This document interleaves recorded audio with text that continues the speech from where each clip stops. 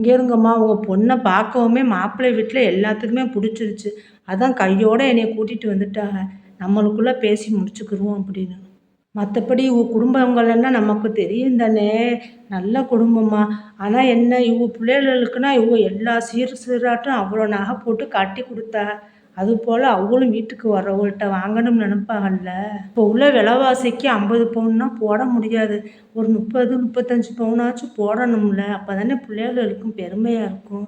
அதுபோல மாப்பிள்ளைக்கு 5 பவுன் போட்டுருங்க. நாத்தனாமார்களுக்கும் குடுத்துருங்கம்மா. மற்றபடி கட்டிலு மெத்தை ஏசி பீரோல்லாம் எல்லாரும் மற்றபடி குமர்களுக்கு கொடுப்பாங்கல்ல.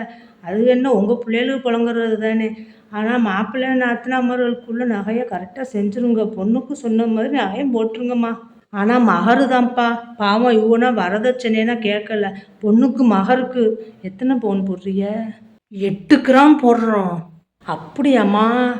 8 கிராம் போடுறாங்களாம்மா பொண்ணுக்கு. இப்போதான் தங்க விலை கூட தானே. ஆமாம், இதுக்கு பேர் மகர்னு யார் சொன்னா? இந்தருங்கம்மா, வரதட்சணை பணம் வாங்கலாட்டினா அதுக்கு பேர் மகரு தானே. இது தெரியாமையா இருக்கியே நீங்கண்ணா?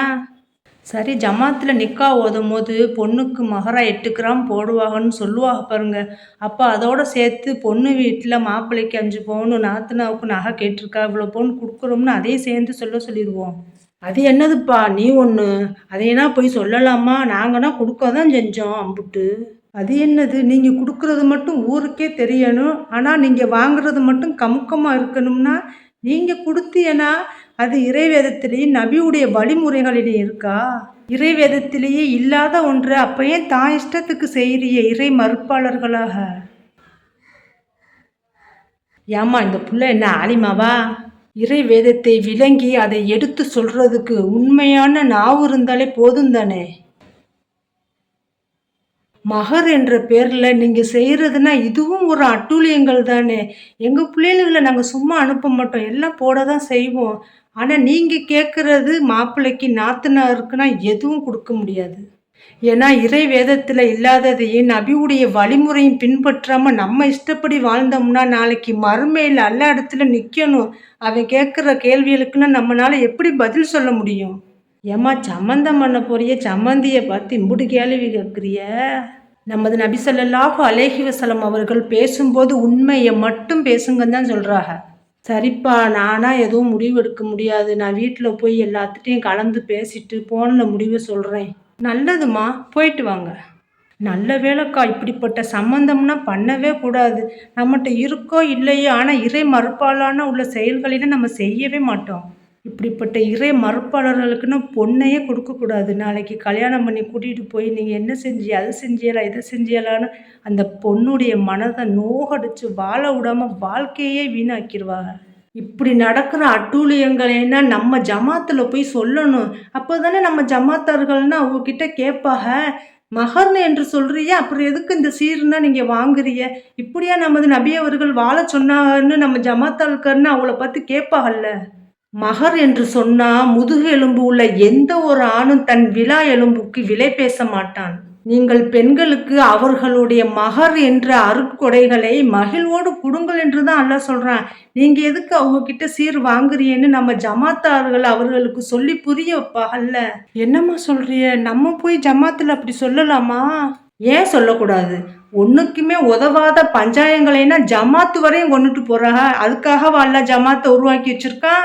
நல்லா ஒன்று எல்லாருமே தெரிஞ்சுக்கோங்க. ஒவ்வொரு ஊரிலும் அல்லாஹ்வுக்கு மிகவும் பிடித்தமான இடம் பள்ளிவாசலாகும். அப்படியாப்பட்ட பள்ளிவாசலில் இறை வேதத்தையும் நபியுடைய வழிமுறைகளையும் நம்மளும் பின்பற்றி மக்களை எல்லாம் நல்வழிக்கு அழைப்பதற்காக தான் அல்லாஹ் ஒவ்வொரு ஊரிலும் அவனுக்கு பிடித்தமான பள்ளிவாசலில் ஜமாத் என்னும் அருட்கொடையவே வழங்கினான். வேற எதற்கு? அப்படியாப்பட்ட ஜமாத்தை நம்ம அல்லாஹ்வுக்காக மதிக்கணும். உண்மையாகவும் நேர்மையாகவும் அல்லாஹ்வுக்கு அஞ்சி நபியுடைய வழிமுறைகளை சரியா பின்பற்றுறவர்களிடம் நம்ம போய் சொல்லிதான் ஆகணும். மகர் என்ற அருட்கொடையிலேயே எவ்வளவு ஆடம்பரம் நடக்குது. அல்லாஹ் ஆடம்பரத்தை விரும்ப மாட்டானே.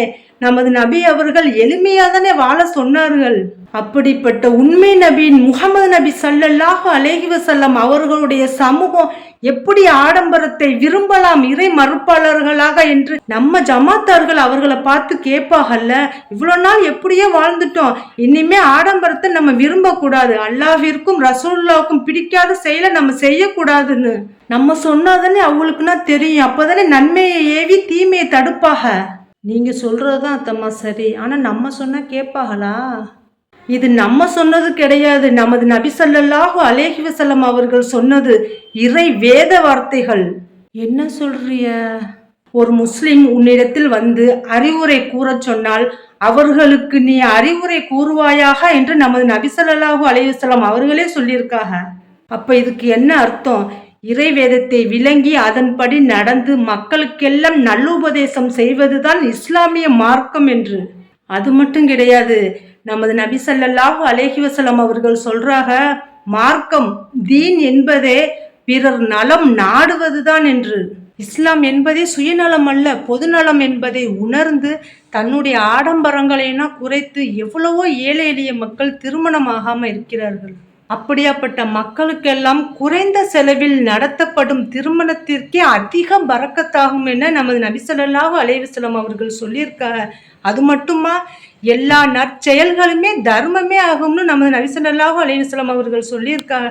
தர்மத்தின் நன்மையையும் அடையலாம்ல. இதைனா தைரியமா நம்ம போய் ஜமாத்துல சொல்லணும் என்னம்மா? கண்டிப்பா இதுக்கு ஜமாத்து அனுமதிக்கும். மக்கள்கள் தான் விளங்காம தான் இஷ்டத்துக்கு சுயநலமா ஆடம்பரத்தை விரும்புறாங்க. ஏழைகளுடைய வழிகளை உணராம இஸ்லாம் சொல்படி வாழ்வது தானே இஸ்லாம். தான் இஷ்டப்படி வாழ்றது இஸ்லாமா? இறை வேதத்தையும் நபியுடைய வழிமுறைகளையும் உணர்வாகமா இதை எப்படி மறுப்பாக? உண்மையை சொல்றதுக்கும் நன்மையை ஏவி தீமையை தடுக்கிறதுக்கும் எந்த ஒரு மனிதர்களுக்கும் யாருக்கும் பயப்படாதீன்னு தான் அல்லாஹ் சொல்றான். ஏன்னா நாமெல்லாம் அஞ்சுவதற்கு தகுதியானவன் அல்லாஹ் ஒருவன் மட்டும்தான் என்று.